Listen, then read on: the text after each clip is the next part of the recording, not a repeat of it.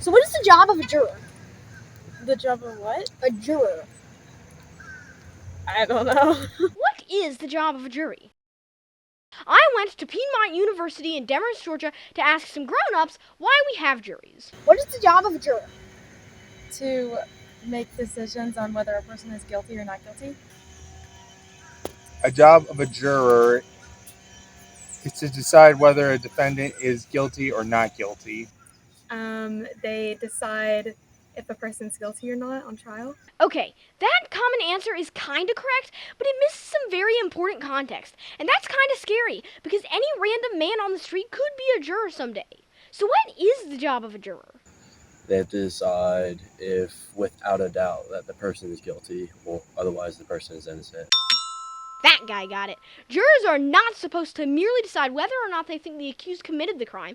They're supposed to decide whether or not the accusers have proven the case beyond any reasonable doubt.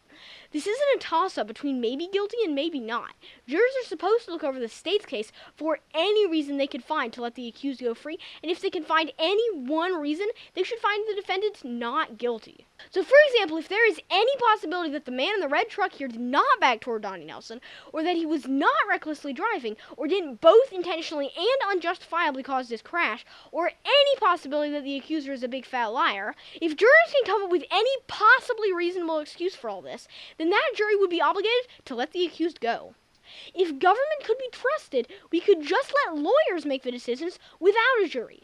But we've all seen clearly that they can't be trusted, and we need the people to restrain them. For the state to get a conviction, all 12 jurors must agree on the verdict. The burden of proof is so high that even just one reasonable doubt for one person out of 12 is enough to stop the state's case with what they call a hung jury. To avoid a hung jury, jurors will sometimes make deals. I'll find him guilty on this if you find him not guilty on that. But this is a devil's deal, because a wrongful conviction on even a single charge is a disaster. Convicting an innocent person of even a small crime is a serious wrong with life-ruining consequences. As we saw in the Freeman Home Depot case, a conviction on even one charge could set the police state free to give Elder Freeman as much as 20 years in prison. No juror should ever violate his conscience by voting for an undeserved conviction if he has any reasonable doubt. If a reasonable doubt exists, the lone juror is obligated to wait it out and hang the jury. Better to waste your week deliberating than to wrongly send an innocent person to prison. Jurors have to have this kind of determination because there is no correction for a wrongful conviction. It is a common misconception that the Court of Appeals reconsiders the facts of the case after a conviction. But that is not true. It is the job of the jury and the jury alone to consider the facts.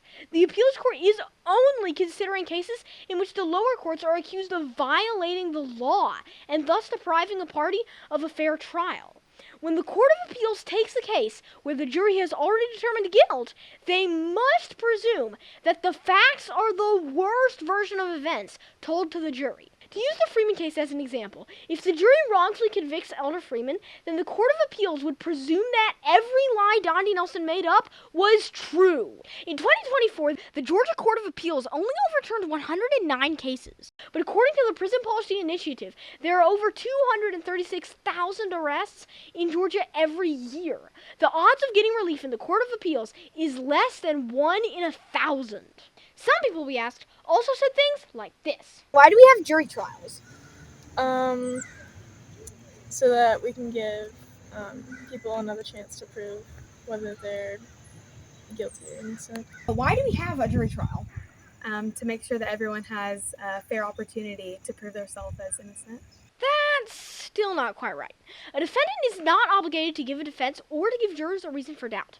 Georgia's pattern jury instructions say, the burden of proof is on the state to prove every essential element of the crimes charged in the indictment beyond a reasonable doubt. The defendant has no burden of proof at all, and the burden never shifts to the defendant to prove his innocence. So why do we have jury trials? Prove people are guilty. Don't throw innocent people in jail. People also said this. It's up to a group of people who are all unbiased, relying on purely just facts. The job of a juror is to be unbiased and to review the facts that are presented in the courtroom. And they aren't wrong, but finding guilt doesn't only mean deciding the facts of the case. It also means judging that the law is just. The Constitution of the state of Georgia says that the jury is not only the judge of the facts of the case, but that the jury shall be the judges of the law and the facts. Where the courts have been clawing our rights away with made-up doctrines, the people have an unofficial doctrine of their own called jury nullification. With a jury nullification, a juror could believe that the laws are bad, that the courts have misapplied the laws, or that the punishments are too harsh, and so, by saying that the evidence does not prove the defendant guilty, he can nullify bad laws and rein in bad government. Without that essential power, the government could just go ahead and make breathing air a crime, and then arbitrarily punish anyone they wanted. Founding father and third president of the United States, Thomas Jefferson, once said, "I consider trial by jury as the only anchor ever yet imagined by man by which a government can be held to the principles of its Constitution." And that's the jury's goal. As we've seen, the U.S. Constitution guarantees us a lot of rights that aren't really being respected.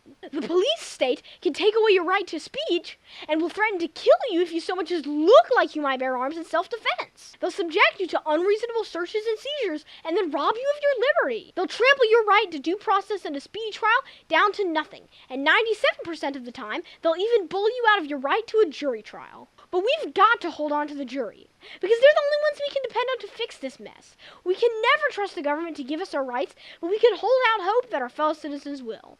While every other step in the process has been hijacked, if a man is certain enough of his innocence to have the courage to stand before the jury, then the jurors are effectively the only layer of checks defending him from the terrifying power of the police state. If the people of Georgia will regain their freedom, their only hope short of an appeal to heaven is the jury. I'm Mr. Pipsqueak signing off, and remember, you should never talk to police without your parents and a lawyer present.